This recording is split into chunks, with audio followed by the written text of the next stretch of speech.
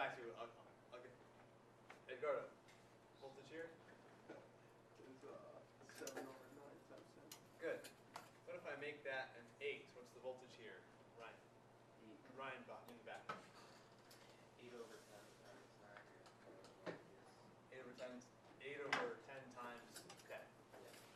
How about the voltage here, Matt? 2 over 10. Yeah, correct. How about the voltage here? That's a frog. Benson. Frog over frog plus 2 times 10. Good.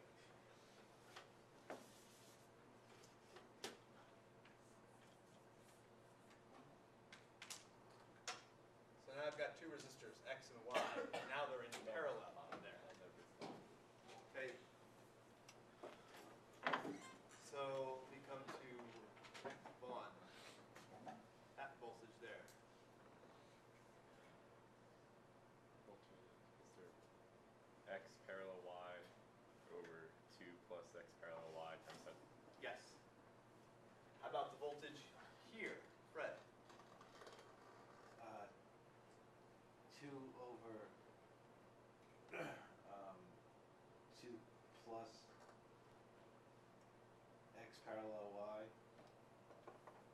Times 10. times 10. Yes. Good.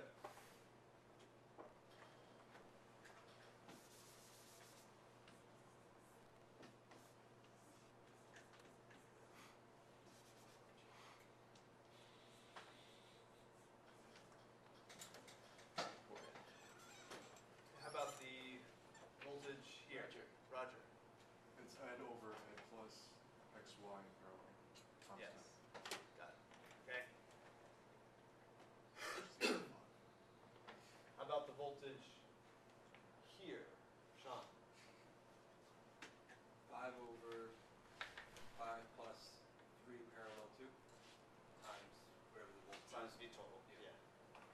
How about the voltage here, James? The voltage there.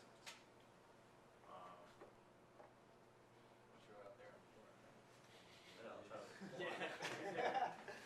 Close your eyes. But I want you all to see where we're getting it from. So that would be 2 parallel 3 divided by 2 parallel 3 plus 5 times times the T total. Which is what I wrote there. Okay, so I've used voltage division for this circuit to figure out that voltage. Voltage division is not something you can only do if it's just 2 resistors. If you have clumps of stuff that's in series, you can use voltage division to figure out those voltages. So, in summary, this is my answer. The V here is going to be this contribution due to the 10-volt power supply plus that contribution due to the 5-amp power supply. And that works because this is a linear circuit, so the effect of the two combined is the effect of one plus the effect of the other. This is a linear circuit because it's involving resistors, which is a linear component.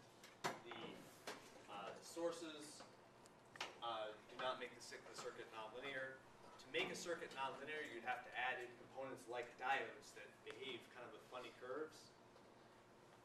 At this point, someone can raise their hand if they wanted and say, is a resistor really a linear component? Like really, really, really? If you raised your hand and said that, I'd have to say, no, it's not. It's not really a perfectly straight line, but it's close enough for most of what we do. In truth, if you add 2 currents through a resistor, the resistor will get hot and its resistance will change just a touch. But it's good enough as far as what we're doing. In fact, those of you who are going to go into electrical engineering, what we used to do in Engineering 213, which is now being switched though to a digital logic class, what we used to do there was discuss how to analyze circuits with diodes and transistors. And one way we do that is we try to force those components, which are not linear, we try to force them into a linear methodology anyway, because we love this linear circuit analysis technique. So we try to take nonlinear stuff and linearize it. And so in some of your careers you may come across that. Does this principle have anything to do with civil engineering? The answer answer is absolutely yes. In fact, in strength of materials, we're going to discuss figuring out how much a material or how much a beam bends. So suppose I have a beam